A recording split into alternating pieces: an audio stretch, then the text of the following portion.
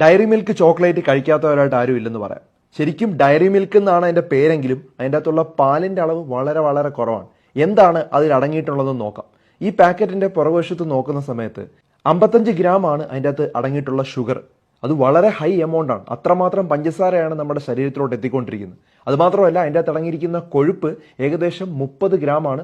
കൂടുതലും സാച്ചുറേറ്റഡ് ഫാറ്റാണ്. ഈ saturated fat സ്ഥിരമായി കഴിച്ചു കഴിഞ്ഞാൽ ഹൃദ്രോഗം, ഹാർട്ട് ബ്ലോക്ക്, ഹൃദയ സംബന്ധമായ എല്ലാ പ്രശ്നവും, പ്രമേഹം, കൊളസ്ട്രോൾ, ഫാറ്റി ലിവർ പോലുള്ള അസുഖങ്ങൾ ഉണ്ടാവും. സ്ഥിരമായിട്ട് ഈ ചോക്ലേറ്റ് എന്നും കഴിക്കുകയാണെങ്കിൽ 100% ഉറപ്പായിട്ട് ഈ പറഞ്ഞ അസുഖങ്ങളെല്ലാം നമുക്ക് ഉണ്ടാവും. അപ്പം അതുകൊണ്ട് തന്നെ എല്ലാ ദിവസവും കുട്ടികളിൽ ഇത്തരത്തിലുള്ള ചോക്ലേറ്റുകൾ കൊടുക്കാതിരിക്കുക. ഒന്ന് ആലോചിച്ച് നോക്കി, എന്തുമാത്രം ചോക്ലേറ്റ് ആണ് നമ്മുടെ കുട്ടികളും മുതിർന്നവരും കഴിച്ചുകൊണ്ടിരിക്കുന്നത്. കുട്ടമ്പായാണെങ്കിൽ കുട്ടമ്പായുടെ വൈഫിന് വളരെയധികം സ്നേഹമുള്ളതുകൊണ്ടാണെന്ന് തോന്നുന്നു എല്ലാ ദിവസവും ഡയറി മിൽക്ക് ചോക്ലേറ്റ് കൊടുക്കുന്നുണ്ട്.